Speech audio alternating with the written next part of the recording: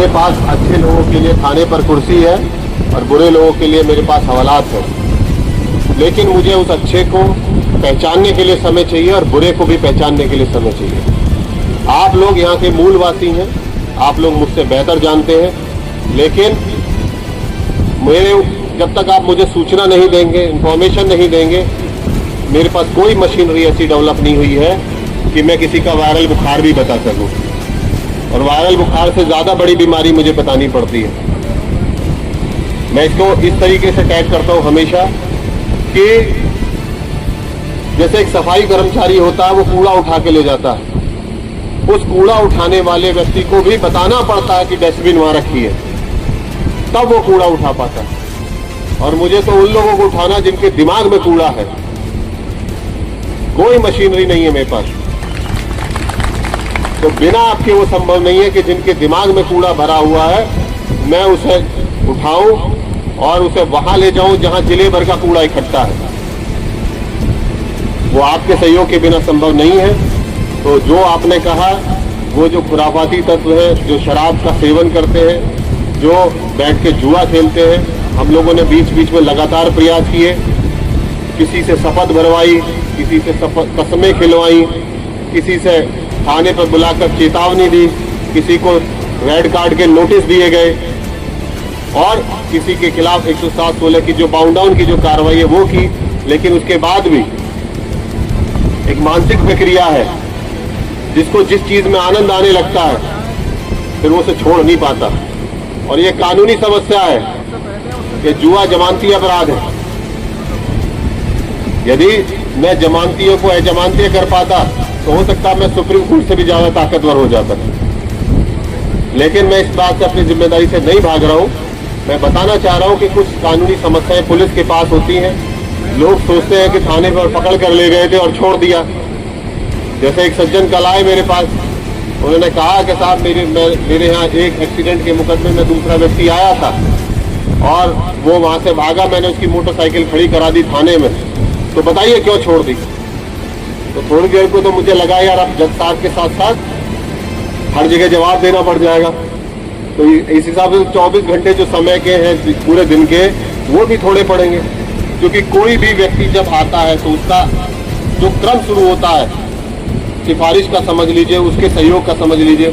पहले वो व्यक्ति खुद, फिर उसका परिवार, फिर उसका रिश्तेदार, फिर सामाजिक संगठन, फिर राजनीतिक संगठन, फिर पत्रकारिक संगठन, फिर हमारे अधिकारी। एक आदमी को लिए आप मान के चलिए एक व्यक्ति को 20 से 25 कॉल अटेंड करनी पड़ती है। और 20 से 25 कॉल अटेंड करते करते वो दिन में 2-4 हो जाता तो दिन निकल जाता।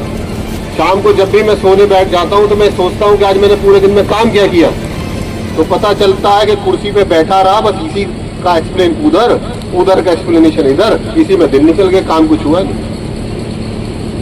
ये एक पुलिस सर्विस के हिसाब से वर्तमान की प्रॉब्लम है। और टेलीफोनिक व्यवस्था ने ऐसा कर दिया कि हर आदमी आजाद है कॉल करने का। एक नया लेटेस्ट ट्रेंड चालू हुआ, अब हर चीज ट्विटर पे और जाती है। तो ट्विटर पे अच्छी चीजें तो हमेशा कम जाती हैं, नकारात्मक चीजें ज्यादा जाती हैं। तो उस नकारात्मक को ट्विटर पे भी जवाब देना, अब तो कॉल के साथ साथ ट्विटर पे भी जवाब देना, लिखा पढ़ी में भी जवाब देना। तो कुल मिला के कुछ ऐसी चीजों के साथ चलता है, ऐसी समस्याएं हैं। लेकिन उसमें यदि आप हम लोगों को थोड़ा सा नाम वाम जो मैंने पहले कहा वो देते रहेंगे तो हमारे पास उनका एक डेटा रहेगा। और वही चीज है कि किसी चीज को रोकने के लिए पुलिस के साथ साथ समाज का भी उतना ही सहयोग है, उतना ही रोल है। मैं इस बात को मानता हूं कि जिस आदमी को सोसाइटी बायकट कर देती है उससे बड़ी सजा कोर्ट भी नहीं दे सकता। मैं एक जगह पोस्ट था, वहां नशे का कारोबार बहुत था। आपके आगरा में एक अच्छी चीज क्या है, यहाँ स्मैक नहीं चलती। और मैं अपने जीवन में स्मैक से गंदा नशा नहीं मांगता। स्मैक का नशा इस तरीके का नशा है, जिस आदमी को लत लग जाए वो अपनी बीवी बेच दे, बेटा बेच दे, बेटी बेच दे, मकान बेच दे, बाप बेच दे, घर बेच दे, उसके बावजूद भी नहीं छूट सकता हूं। तो मैंने प्रयास किया कि कैसे करें, हम उसे पकड़ के लाते हैं, उसकी तड़पन देख के हम डर जाते हैं, क्योंकि कोई भी नहीं चाहता कि मेरे यहाँ कोई आदमी आके मर जाए।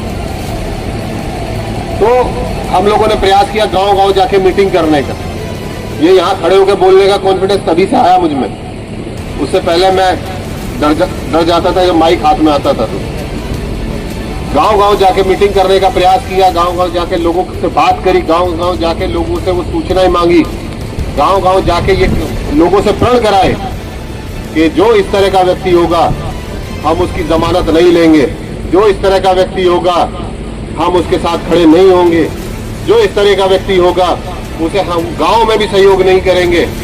तब जाके मैं नहीं कहता कि वो नशा कम हुआ, लेकिन वो जो नशेड़ी टाइप के लोग थे उस गांव से बाहर हुए।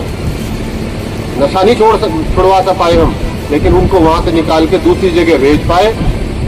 और फायदा उसका ये हुआ कि उनके प्रभाव में आकर जो कोई और नशा करना सीख पाता, उसके और नशे करने वाले व्यक्ति के बीच में एक अंतर पैदा किया, एक गैप आया।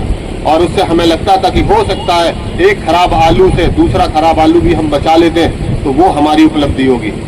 जो खराब हो गया वो हो गया, उसे नहीं रोक पाए हम, लेकिन अगर हम और जनरेशन को बचा लेते तो वो हमारी उपलब्धि होगी।